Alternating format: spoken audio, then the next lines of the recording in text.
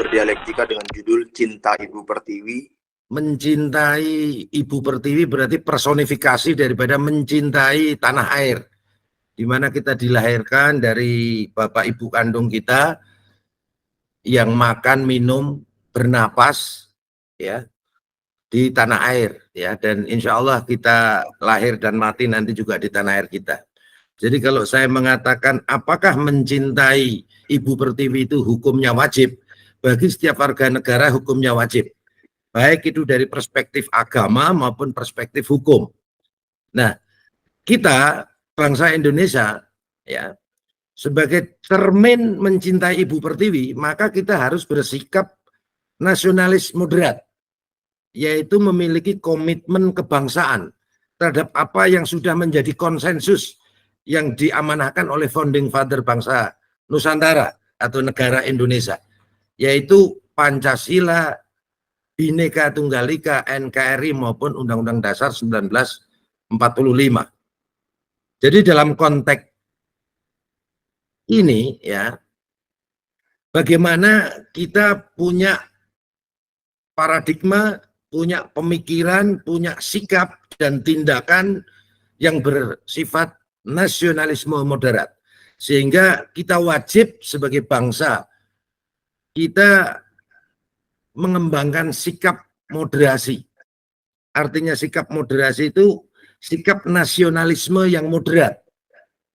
Jangan kita biarkan nasionalisme tanpa dibatasi oleh moderat.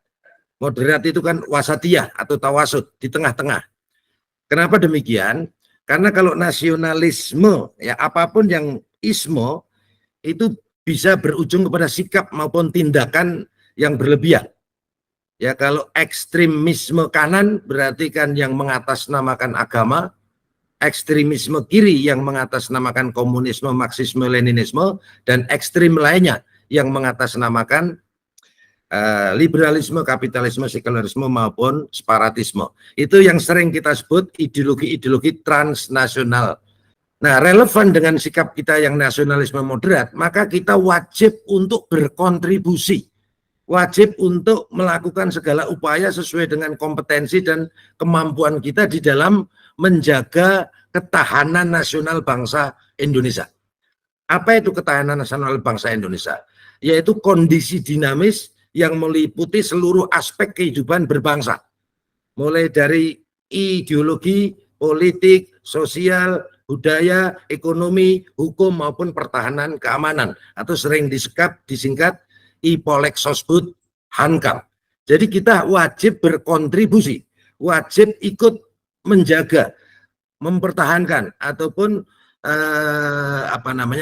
bertindak ya dalam koridor hukum tentunya untuk bagaimana kita menjaga ketahanan nasional bangsa Indonesia tadi. Supaya apa? Supaya ketahanan nasional bangsa kita itu menjadi kuat, menjadi ulet, menjadi tangguh terhadap segala ancaman, tantangan, hambatan, gangguan, baik dari dalam negeri maupun dari luar negeri, baik material maupun spiritual, yang bisa membahayakan terhadap keutuhan NKRI, membahayakan terhadap kelangsungan pembangunan bangsa Indonesia, maupun membahayakan terhadap eksistensi ideologi negara, dasar negara, pemersatu bangsa, yaitu Pancasila.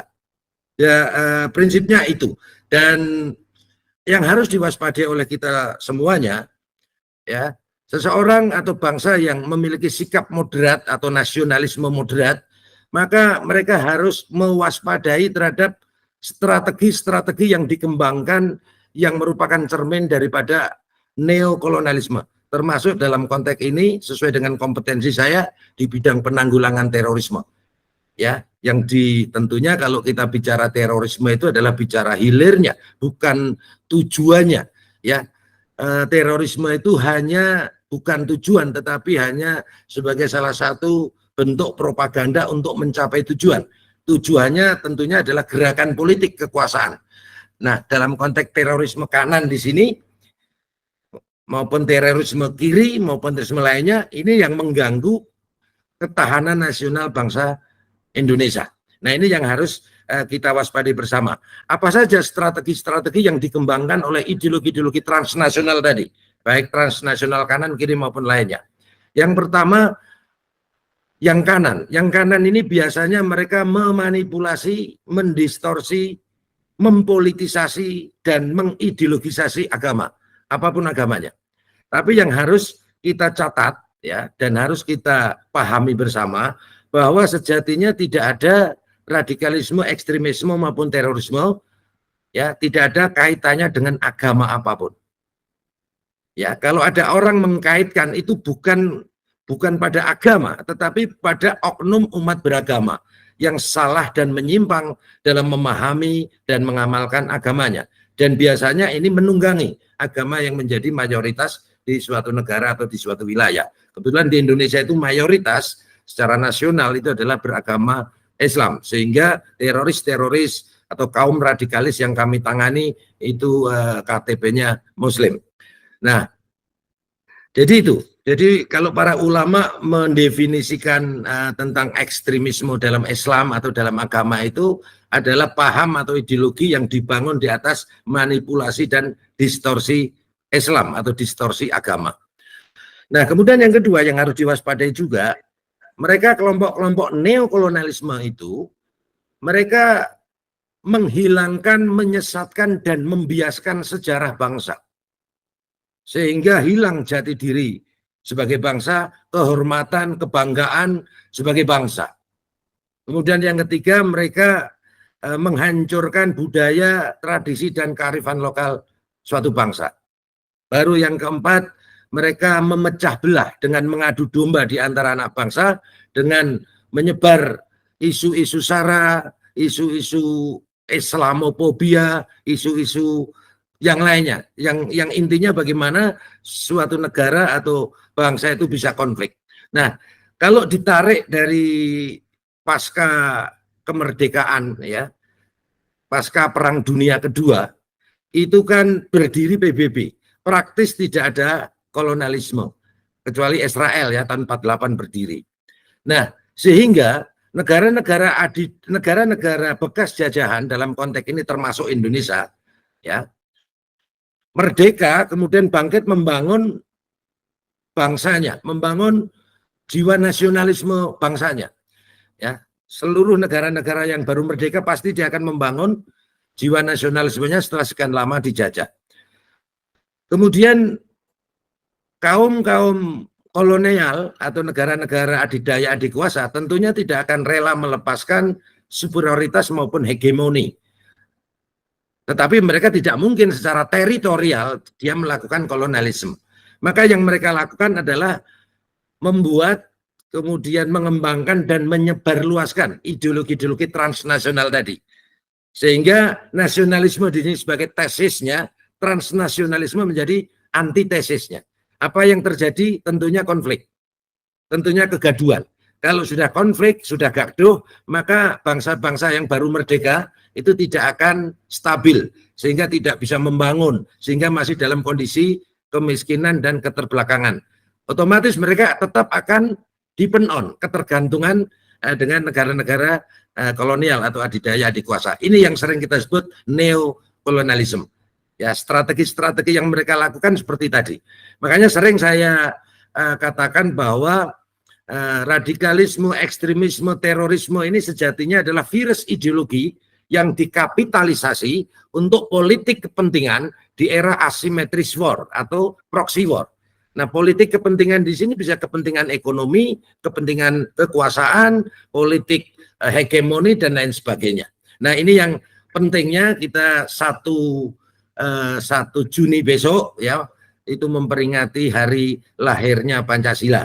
Kenapa? Karena ekstrim kanan, kiri, dan ekstrim lainnya tadi, itu semuanya ingin mengganti ideologi negara Pancasila. Ingin menghilangkan kebanggaan kita, kecintaan kita kepada bangsa dan tanah air kita. Nah, itu yang menjadi kewaspadaan kita. Yang perlu dicatat juga, ekstrim kanan, kiri, dan lainnya tadi sudah pernah menjadi terorisme semua. Dan pernah terjadi di Indonesia. Ekstrim kanan tentu dulu ada DITII Kartosuwiryo yang ingin mendirikan negara NII, Negara Islam Indonesia. Ekstrim kiri ada pemberontakan PKI Madiun oleh Muso ya, kemudian puncaknya di G30S PKI oleh DN Aidit.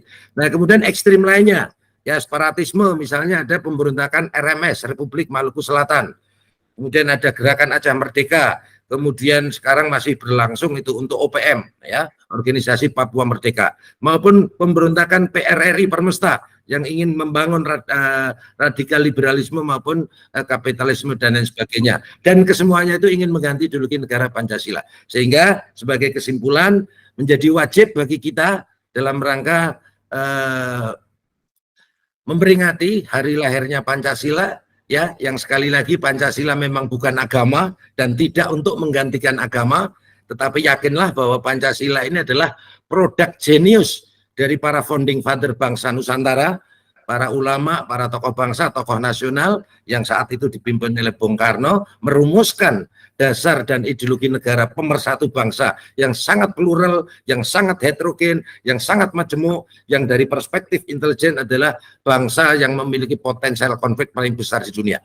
Dan ternyata dengan Pancasila sampai detik ini ya kita masih eksis, negara kita masih bersatu, dan tentunya kita ingin mewujudkan cita-cita bangsa Indonesia yang yaitu yang pertama melindungi segenap bangsa dan seluruh tumpah darah Indonesia, yang kedua memajukan kesejahteraan umum, yang ketiga mencerdaskan kehidupan bangsa, dan tentunya yang keempat ikut melaksanakan ketertiban dunia berdasarkan kemerdekaan, perdamaian abadi, dan keadilan sosial. Saya kira gitu sementara. Terima kasih.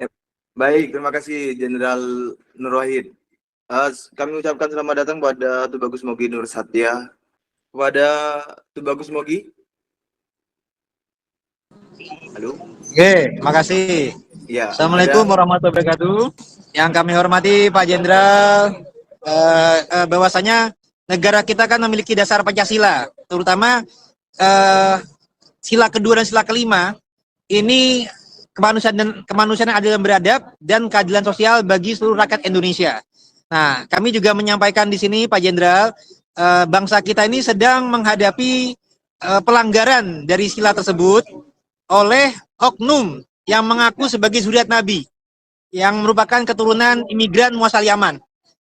Ini perlu kita waspadai Pak Jenderal, karena meskipun mereka sudah bergabung menjadi warga negara, tapi mereka masih melakukan doktrin-doktrin yang melanggar Pancasila, dan ini bisa mengganggu keamanan dan keadilan bagi seluruh rakyat Indonesia. Jadi kami mohon Pak Jenderal, ini perlu mendapatkan atensi daripada BNPT agar menjadi perhatian bagi rakyat Indonesia, bahwasanya penelitian saudara kami Kiai Madin Usman dan juga Dr. Sugeng tentang masalah kalangan oknum Habib Balawi Muasaliaman ini ternyata baik secara data penelitian ilmiah, data pustaka maupun data genetik, ini tidaklah terbukti sebagai zuriat Nabi, tidak terbukti sebagai zuriat Nabi Muhammad SAW.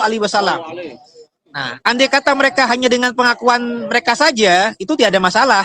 Tapi dengan pengakuan mereka, mereka melanggar Pancasila, sila kedua dan sila kelima. Sehingga tentunya ini perlu mendapatkan perhatian daripada bangsa kita. Dan kemudian mereka juga membuat suatu gerakan, di mana gerakan mereka ini mengajak kepada radikalisme. Mereka berani merendahkan para kiai kita, mereka berani merendahkan para pemimpin kita. Nah, kalau kepada pemimpin saja mereka berani, apalagi kepada rakyat yang lain. Nah, gerakan-gerakan ini perlu kita waspadai bersama, Pak Jenderal. Karena gerakan mereka ini gerakan yang radikal, gerakan yang rasis, merasa lebih tinggi, bahkan mereka mengeluarkan jargon, bahasanya kepala kiai yang, kaki kotor Habib yang berbuat maksiat, itu lebih mulia daripada kepala kiai yang bersorban, Pak Jenderal. Dan juga mereka sudah mendoktrin bahwasanya Indonesia itu adalah milik Aulia Tarim Yaman, yang padahal padahal semestinya adalah Indonesia ini adalah miliknya Allah yang dititipkan kepada rakyat Indonesia. Nah, jadi gerakan-gerakan mereka ini perlu kita waspadai bersama, Pak Jenderal. Karena itu sudah melanggar Pancasila sila kedua dan sila kelima. Jadi mungkin demikian masukan kami, Pak Jenderal, agar ini juga bisa menjadi perhatian dan juga bagi rakyat Indonesia. Nah, gerakan mereka ini saja juga kami lihat ini juga termasuk kepada ajaran aliran sesat. Ya, mungkin demikian dari kami. Kurang lebihnya mohon dimaafkan. Wa Assalamualaikum warahmatullahi wabarakatuh. Di bangsa kita ini kan negara yang bersistem demokrasi. Nah, sistem demokrasi itu salah satu pilar utamanya adalah supremasi hukum. Ya, di mana hukum itu dibuat atau menjadi konsensus atau produk politik, ya, itu tujuannya kan 3 ya. Yang pertama untuk keadilan, yang kedua untuk kepastian, dan yang ketiga untuk kemanfaatan. Jadi koridornya harus hukum. Misalnya diskursus masalah nasab dan lain sebagainya, monggo silakan, ya. Tapi tetap harus melandasi pada koridor hukum. Selama itu tidak melanggar hukum, ya silakan. Ya, tapi sekali lagi, yang harus kita waspadai, ya, terkait dengan bagaimana ajaran atau paham Pancasila atau yang ideologi Pancasila. Ini kan jelas ya. Kita meyakini bahwa qul huwallahu ahad. Tuhan yang Maha Esa, ketuhanan yang Maha Esa. Kalau kita meyakini bahwa Tuhan itu Maha Esa, maka sila keduanya kita harus memanusiakan manusia yang lain, yaitu kemanusiaan yang adil dan beradab, menjunjung tinggi kesetaraan. Setiap perbedaan, setiap diskursus dan sebagainya harus tetap mengedepankan sila ketiga, yaitu persatuan nasional atau persatuan Indonesia. Sehingga segala diskusi ataupun segala perbedaan, segala permasalahan, segala misinterpretasi itu harus diselesaikan melalui apa? Wa amruhum syura bainahum, kerakyatan yang dipimpin oleh hikmah, kebijaksanaan dalam permusyawaratan perwakilan.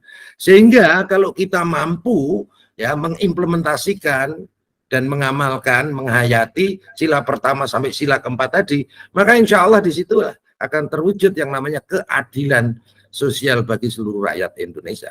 Saya kira gitu ya. Sekali lagi kami berdiri di atas semua golongan. Kami mengharmonikan atau mengharmonisasikan semua elemen masyarakat. Saya kira gitu. Terima kasih Jenderal. Itu Gus Fuad. Ya. Tadi di awal Jenderal Nur Wahid mengatakan bahwa salah satu cara atau ancaman itu adalah ancaman terhadap negeri kita adalah membiaskan sejarah bangsa, menghancurkan budaya dan kearifan lokal bangsa, memecah belah dan mengadu domba antar sesama anak bangsa. Apakah itu di dalam pandangan dan pengalaman Gus Fuad, apakah itu sekarang sedang terjadi atau bagaimana bentuknya? Nah, itu sangat terjadi dan sedang terjadi dan masih terjadi dan sudah lama terjadi. Dan itu semuanya berakar pada klaim nasab bahwa Habib Alwi itu keturunan Nabi. Karena orang Indonesia itu kalau sudah menyangkut keturunan Nabi itu semua pasti taat patuh. Nah, akar masalahnya itu di situ, mau radikalisme, mau terorisme segala macam itu pasti asalnya dari situ. Menurut saya itu dari situ. Kita lihat dulu itu ada 212 begitu membludak orangnya. Ya karena klaim itu. Coba sekarang Rizik Syihab itu suruh bikin 212 lagi. Nggak ada yang mau datang. Pancasila dipertanyakan setelah sekian lama menjadi kesepakatan para ulama kita. Yaitu bermulanya dari klaim itu dzurriyyat Nabi itu. Klaim dzurriyyat Nabi yang sekarang terbukti secara ilmiah, baik kajian kitab yang dilakukan Kiai Imad, kajian filologi yang dilakukan Prof. Neham Ali, kajian sejarah yang dilakukan TB Nur Fadil, kajian DNA yang dilakukan Dr. Sugeng, semua mengkonfirmasikan bahwa Habib Alwi itu bukan keturunan Nabi. Dan oleh karena itu, mereka menjadi sangat terbatas untuk merusak Pancasila. Yang perlu kita ingat itu begini, dari tokoh-tokoh mereka itu selalu NKRI harga mati. Tapi saya menuntut kapan mereka berani mengatakan Pancasila harga mati. Selama mereka tidak berani meneriakkan Pancasila harga mati, Bhinneka Tunggal Ika harga mati, maka itu adalah bahaya laten bagi Pancasila. Gitu. Kalau bahaya laten bagi Pancasila, artinya itu bahaya laten bagi eksistensi bangsa dan negara Indonesia. Gitu Mas Rifki. Mungkin Pak Jenderal Nur Wahid bisa memberikan tanggapan mengenai apa itu yang terkait dengan yang tadi saya tanyakan tadi. Jenderal Nur Wahid, izin saya bertanya. Apakah pemalsuan makam itu bisa dikategorikan sebagai suatu ancaman bagi eksistensi bangsa dan negara Indonesia, Jenderal? saya tadi di prolog saya sudah mengatakan ada minimal empat ya, atau bisa dikatakan nanti ada tambahan 5 begini.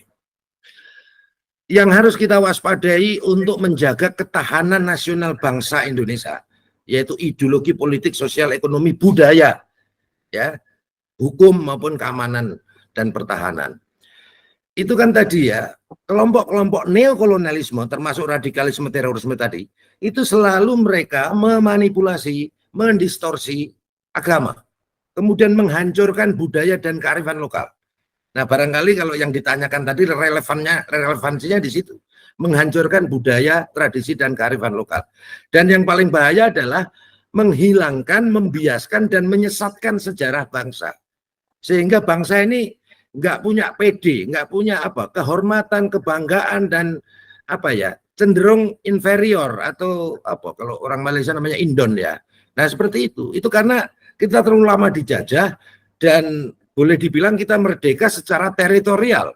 Tapi sekali lagi tadi ya, kita di era asymmetric war atau proxy war ini kan selalu apa yang disampaikan oleh Gus Fuad tadi, selalu kita ada penjajahan spiritual, penjajahan ekonomi, penjajahan budaya, dan lain sebagainya. Ini yang harus menjadi kewaspadaan kita. Kemudian tadi, ya kelompok-kelompok neokolonialisme tadi juga ingin memecah belah di antara anak bangsa, mengadu domba di antara bangsa. Dan yang harus dicatat, ya ini yang harus dicatat, bahwa mereka ini kan sebenarnya kan gerakan politik ya. Ekstremisme kanan kiri lainnya termasuk radikal liberalisme, kebebasan yang melanggar etika moral maupun akhlak itu semuanya gerakan politik ya, sebagai kelanjutan daripada kolonialisme tadi. Nah ini kan sesuatu yang harus dipahami dan diwaspadai karena ini kan asymmetric war. Tadi saya katakan ya, ini adalah virus ideologi transnasional ya, yang dikapitalisasi untuk politik kepentingan di era asymmetric war atau proxy war ya. Jadi saya dalam konteks ini seperti itu ya. Nah makanya mereka tidak jarang selalu anti pemerintahan yang sah. Nah anti pemerintahan yang sah tadi jangan dipahami sebagai anti kritik, bukan.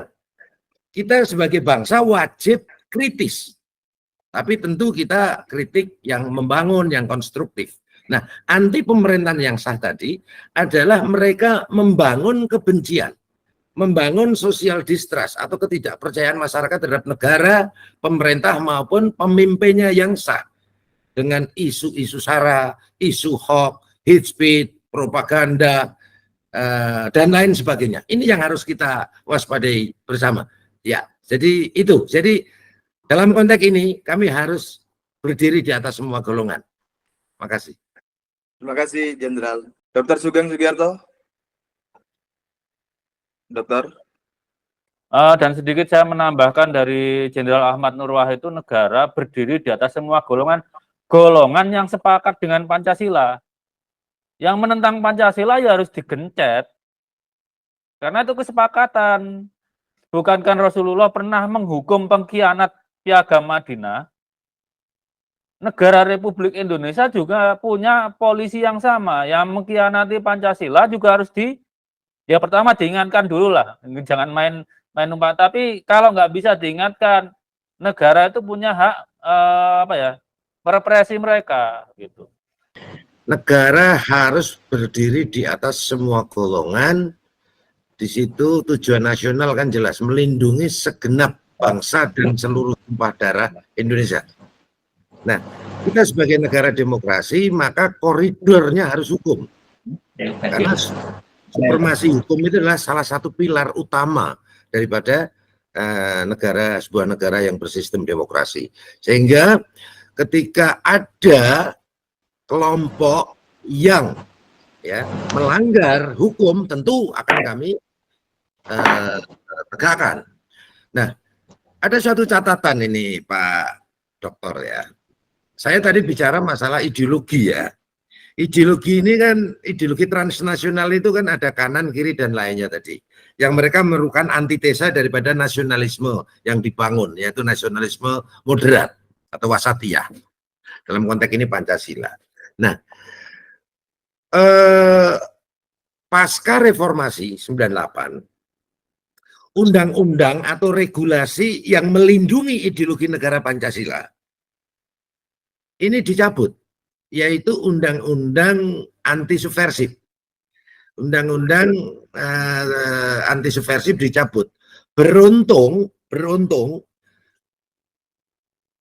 TAP MPRS nomor 25 Romawi tahun 66 yang melarang penyebarluasan ataupun propaganda ideologi komunisme, marxisme, leninisme atau ekstremisme radikalisme kiri itu tidak dicabut. Justru dikuatkan dengan Undang-Undang nomor 27 tahun 1999. Nah, artinya dalam konteks antitesa ideologi Pancasila ini sudah clear untuk ekstremisme kiri. Ya kan? Jadi kalau nanti ada isu-isu PKI menjelang Agustus itu biasanya September itu biasa atau bulan-bulan Agustus itu ramai. Kalau itu terjadi, yakinlah bahwa itu semua adalah hoax. Ya, karena apa? Ketika kita tangani, kita dalami, kita tangkap itu mereka sendiri yang teriak PKI, kebangkitan PKI, mereka sendiri yang buat bendera, mereka sendiri yang bakar. Nah, begitu kita ungkap, nah ternyata mereka dari kelompok kanan dan lainnya tadi yang ingin sejatinya ingin membangun kegaduhan maupun konflik. Yang mereka semua sebenarnya anti, ya, sekali lagi anti terhadap pemimpin atau pemerintahan yang sah. Nah, yang menjadi permasalahan kita, Pak Doktor, untuk ekstremisme kanan atau radikalisme kanan maupun ekstremisme lainnya, ya, itu tidak ada larangannya, belum ada regulasinya yang melarang. Sehingga ketika katakanlah Hizbut Tahrir Indonesia atau HTI dibubarkan, FPI dibubarkan, itu dibubarkan bukan apa yang dibubarkan itu organisasinya, kelompoknya, tapi ideologinya kan masih dipropagandakan terus, gitu loh. Ini yang menjadi permasalahan kita. Nah, kita berharap kebetulan kita memiliki KUHP yang baru. Nah, di situ ada klausal pasal 188 dan beberapa pasal lain. Di situ dikatakan bahwa larangan terhadap propaganda maupun penyebarluasan terhadap semua ideologi yang bertentangan dengan ideologi negara Pancasila. Nah itu, tapi ini masih masa atau fase sosialisasi. Itu diberlakukan kalau nggak salah, karena 3 tahun fase sosialisasi. Nanti di 2026 ya kemungkinannya. Jadi itu nanti setiap ada gerakan-gerakan yang anti Pancasila, ya, itu nanti bisa ditangani tidak hanya oleh Densus ya, tapi karena itu menjadi yuridis generalis, bersifat umum karena KUHP, maka setiap polisi di wilayah atau setiap penyidik bisa menanganinya. Nah, kalau sekarang kan yang terorisme ini kan karena melanggar Undang-Undang nomor 5 2018 ya. Sekali lagi, seseorang meskipun dia radikal, meskipun dia ekstrim, tapi kalau mereka belum masuk di dalam list DTTOT ya, daftar terduga terorisme dan organisasi terorisme, misalnya Jamaah Islamiyah, Jamaah Ansarud Daulah, Jamaah Ansarut Tauhid dan lain sebagainya, maka mereka belum bisa dikenakan pidana terorisme. Jadi masih pidana umum, itu pun kalau melanggar misalnya Undang-Undang ITE, kemudian pasal-pasal lain di dalam KUHP dan lain sebagainya. Terima kasih Jenderal. Yai Imad, kira-kira bagaimana relasi antara diskursus atau polemik nasab ini dengan cinta tanah air? Dipersilakan. Baik. Terkait dengan isu nasab, apakah ada kaitan dengan cinta tanah air? Sangat jelas itu, Mas Rifki. Kenapa? Karena nasab yang sedang kita permasalahkan ini adalah nasab oleh sebuah komunitas yang bukan berasal dari internal bangsa Indonesia sendiri. Bukan nasabnya Ken Arok yang sedang dipermasalahkan, bukan nasabnya Siliwangi, tetapi nasab orang yang ada di luar bangsa Indonesia yang mereka bermigrasi pada abad ke-19 ke Indonesia. Kemudian mereka membangun kesejarahannya begitu rupa untuk mendoktrin dalam tanda kutip umat Islam tentang kesejarahan yang ada nilai-nilai terkait teologis dengan umat Islam Indonesia. dalam hal ini adalah penghormatan terhadap zuriat Nabi. Karena di dalam Ahlussunnah wal Jamaah ada sebuah tafsir, sebagian tafsir mengatakan kewajiban menghormati ahli bait, kemudian adanya anjuran mencintai keturunan ahli bait, maka hal ini dimanfaatkan oleh sekelompok orang untuk membangun otoritas keagamaan di Indonesia ini dengan melabeli diri sebagai keturunan Nabi. Ditambah selain daripada itu, mereka membangun kesejarahan mereka di Indonesia yang ketika diteliti dan diverifikasi di dalam sejarah-sejarah Indonesia masa lalu, ternyata kesejarahan mereka yang mereka bangun ini tidak sesuai dengan fakta sejarah yang terjadi di masa lalu. Misal tentang klaim-klaim mereka sebagai penyebar agama Islam di Indonesia.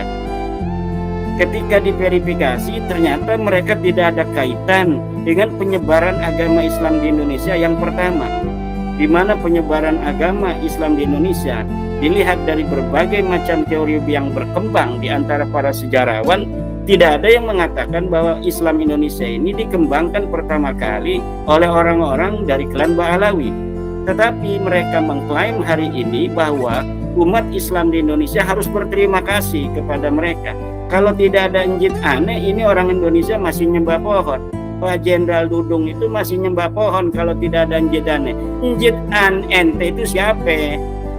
Injit ente apa Injit aneh? Imaduddin Usman yang nyebarin agama Islam di Indonesia pertama kali itu. Mari kita verifikasi kesejarahan masuknya Islam di Indonesia. Siapa yang menyebarkan agama Islam di Indonesia? Injit ente apa Injit Imaduddin Usman? Ini yang harus diperhatikan, Mas Riki. Lah itu, tetapi ini hanya narasi-narasi balasan dari kami ya. Kami tidak seperti itu. Ini hanya narasi yang kami buat untuk khusus, bukan untuk bangsa Indonesia. Kami dari para Trah Wali Songo tidak pernah ada kata-kata yang semacam itu ya. Ini yang harus dikembangkan ke depan, yaitu bahwa kita sudah ber-Indonesia, kita sudah ber-Pancasila, sila kedua kemanusiaan yang adil dan beradab, di mana di dalam bingkai kenegaraan kita yang berdasarkan Pancasila itu semua manusia, semua warga negara Indonesia di depan Negara Kesatuan Republik Indonesia ini adalah sama. Janganlah kita mengklaim kesejarahan yang ternyata sejarah itu tidak ada di masa lalu. Mengklaim mereka sebagai pejuang, ternyata bukan pejuang leluhurnya. Mengklaim NU itu didirikan oleh klan Ba'alawi, ternyata ketika dibaca sejarah pendirian Nahdlatul Ulama, tidak ada peran Ba'alawi di dalam pendirian Nahdlatul Ulama. Mereka membuat makam-makam palsu. Makam-makam palsu itu kemudian diatribusikan dengan nama-nama klan mereka yang ternyata kesejarahannya di masa lalu tidak ada. Kemudian ada lagi klaim-klaim haul dengan diasosiasikan dengan tokoh-tokoh tertentu dari kalangan mereka. Misalnya haul Solo, haul Gresik, haul Tegal. Ketika dicari kesejarahan mereka di masa lalu, di masa hidupnya peran-peran mereka di dalam membangun peradaban, di dalam membangun ekonomi, dalam membangun tata nilai kemasyarakatan, agama dan sebagainya, ternyata masih banyak tokoh-tokoh lain yang lebih pantas untuk diasosiasikan tokoh itu untuk sebuah kota. Nah, ini yang terjadi, jadi sangat sekali urgen kalau hari ini kita mempunyai perhatian yang sangat besar terhadap upaya-upaya perubahan sejarah ini. Karena apabila kita tidak mempunyai perhatian terhadap sejarah bangsa kita sendiri, kemudian kita biarkan orang lain membangun kesejarahan di bumi Indonesia ini sesuai dengan keinginan mereka, maka masa depan anak cucu kita itu tidak akan mengenal sejarah yang sebenarnya. Kemudian sejarah itu dicipta kondisi oleh sebuah kelompok untuk kepentingan mereka dan anak cucu mereka. Kemudian ternyata setelah ditilik, mereka bukan bangsa Indonesia asli. Nah, ini yang akan terjadi apabila kita biarkan hari ini. Tetapi saya setuju dengan Jenderal Nur Wahid tadi, bahwa yang harus kita bangun adalah nilai-nilai persaudaraan itu. Apabila mereka menghentikan upaya-upaya yang tidak terpuji itu, seperti merubah sejarah, mengklaim tokoh-tokoh dari bangsa Indonesia menjadi tokoh yang dikatakan kemudian sebagai klan mereka, maka kita pun akan welcome, kita akan lapang dada. Ayo kita mulai saat ini, tidak usah lagi Anda berusaha untuk merubah sejarah Indonesia, sejarah pendirian NU, sejarah masuknya agama Islam di Indonesia. Kita berindonesia se-Indonesia-Indonesianya.